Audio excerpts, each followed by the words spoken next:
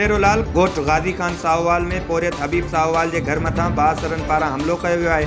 हमले में संदसि पुटु अब्दुल्ला साहोवाल मथे में सरियो लॻण सबबि सख़्तु ज़ख़्मी थी पियो। ज़ख़्मी नौजवान खे ॻणती जोगी हालत में इस्पताल मुंतक़िल कयो वियो। पोरियत हबीबला साहोवाल चयो त बासर अली नवाज़ साहोवाल, यासीन साहोवाल, मूसा साहोवाल समेत ॿिया घर मथां हमलो करे पुट खे ज़ख़्मी करे फरार थी विया। पुलिस बासरनि आॾो बेवस बणियल आहे। हुन पुलिस इख़्तियारनि खां मुतालबो कयो त बासरनि ख़िलाफ़ नोटिस वठी जवाबदारनि खे गिरफ़्तार कयो वञे। खोड़ा में ॻोठ फोड़ी नारेजा में माल जी लांडी किरण सबबि 16 वरियनि जो नींगर फोत थी वियो, जॾहिं त केतिरो ई माल दॿिजी ज़ख़्मी थी पियो। हादसे में ज़ख़्मी थींदड़ अब्दुल कादिर खे ॻणती जोगी हालत में इस्पताल मुंतक़िल कयो वियो, जिते डॉक्टरनि संदसि मौत जी तस्दीक कई। लाश ज़रूरी कार्रवाइनि बाद वारसनि हवाले कयो वियो। वारसनि मूजिबि घर जी छित कमज़ोर हुजण सबबि जानी नुक़सान सां गॾु माली नुक़सान बि घणो थियो आहे। हुन इख़्तियारनि खां मुतालबो कयो त माल खे ॿियारण लाइ महफ़ूज़ जॻह सां गॾु सहूलियत जो बंदोबस्तु कयो वञे। कराची में डाउ मेडिकल यूनिवर्सिटी में मुलाज़िम नर्स खे मुबैना हिरासा करण वारे मामले ते वाइस चांसलर मामले जो नोटिस वठंदे लोअर ट्रांसप्लांट यूनिट में कॉन्ट्रैक्ट ते कमु कंदड़ दिलशाद नाले टेक्नीशियन खे मुअतल करे छॾियो।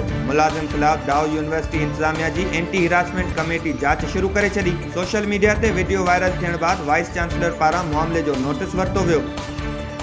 सखर बैराज में पानी की लात खां पोइ गुडू बैराज वटि वॾे दर्जे वारी बोड मुकमल ख़त्म थी वई। सखर बैराज ऐं गुडू बैराज वटि विचोले दर्जे जी बोड जा वेकरा जारी आहिनि। सखर बैराज में 24 कलाकनि अंदरि गुडू बैराज मां पाणी वेकरा वधीक घटिजण जा इम्कान आहिनि। सखर बैराज कंट्रोल रूम जे इंचार्ज अब्दुल अज़ीज़ सूमरो मूजिबि भारत खां छोड़ कयल पाणी हिकु हफ़्ते अंदरि पहुचण जा इम्कान आहिनि। गुडू बैराज गुज़िरियल 24 कलाकनि में 56,428 क्यूसिक पाणी लाथ खां पोइ बोड वारी सूरतहाल घटिजी वई आहे। सखर बैराज जो हिन वक़्तु मथियों वेकरो 4,81,720 क्यूसिक आहे ऐं हेठियों वेकरो 4,50,113 क्यूसिक रिकॉर्ड कयो वियो आहे। कोटड़ी बैराज में 24 कलाकनि अंदरि 16,346 क्यूसिक पाणी वाध रिकॉर्ड कयो वेंदो। कोटड़ी बैराज में मथियों वेकरो 2,07,225 क्यूसिक ऐं हेठियों वेकरो 1,93,680 क्यूसिक रिकॉर्ड कयो वियो आहे। झोल जे ॻोठ गुलण बालादी वासी नौजवान गुलाम मुस्तफा बालादी कराची जी फैक्ट्री में कमु करण दौरान करंट लॻण सबबि फोत थी वियो। फोतीअ जो लाश घर पहुचण ते घर में कोराम मची वियो। वारसनि मूजिबि नौजवान मज़दूरी सांगी कराची जी फैक्ट्री में कमु कंदो हो, जिते कमु करण दौरान खेसि करंट लॻण सबबि हू फोत थी वियो।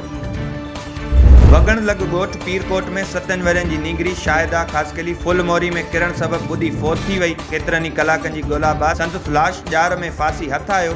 नींगरीअ जो लाश घर पहुचण ते घर में कोराम मची वियो।